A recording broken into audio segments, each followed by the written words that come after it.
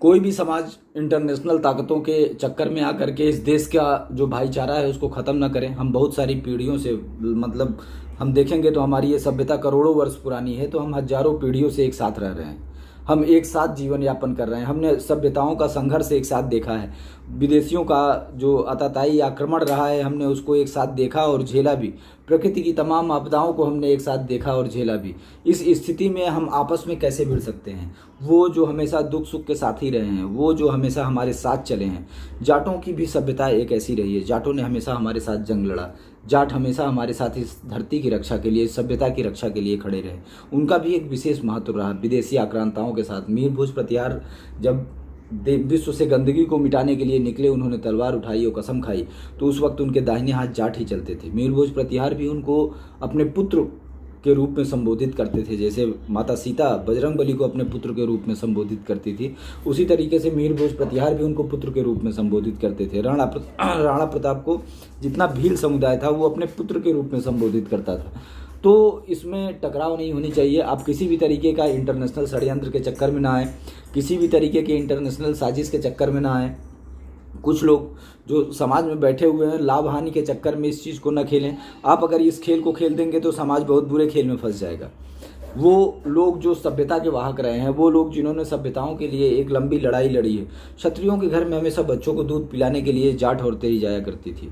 उन्होंने एक अपने कर्तव्य को निभाया कि ये संतानें ज़्यादा स्ट्रांग होंगी और ये हमारी रक्षा करेंगे। उन्होंने हमेशा हमको पुत्रवत माना। आज हमसे उनका बैर क्यों है? बैर है नहीं, आज भी हम उनसे कोई अपना बैर नहीं मानते, आज भी उनके लिए हमारे मन में सेम सम्मान है। वो हमेशा इस सभ्यता के वाहक रहे हैं, आगे भी रहेंगे।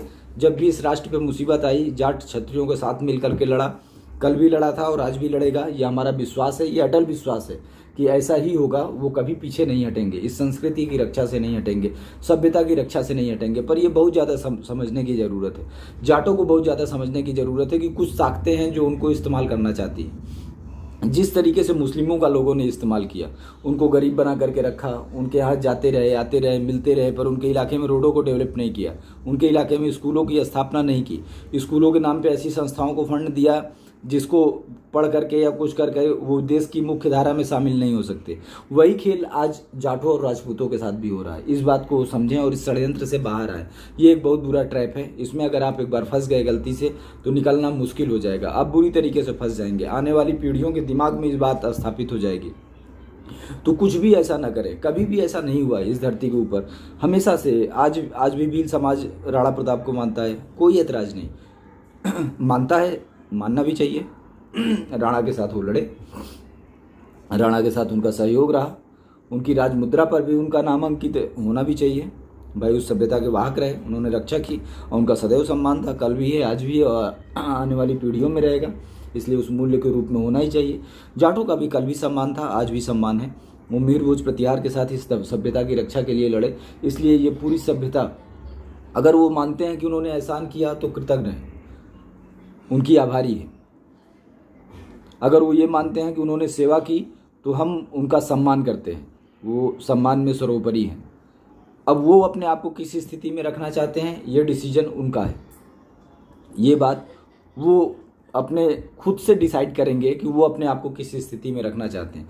पर कुछ भी ऐसा ना करें जिससे समाज आपसी विवाद में फंस जाए, आपसी उलझन में फंस जाए, युद्ध जैसी स्थिति क्रिएट हो जाए समाज के अंदर। ये बहुत बड़ी बात है, बहुत बड़ी मतलब ये बहुत ही बड़ी बात है कि जाटों और राजपूतों में संघर्ष हो, सवाल ही नहीं होता। एक समाज जिसकी बच्चों को दूसरा समाज दूध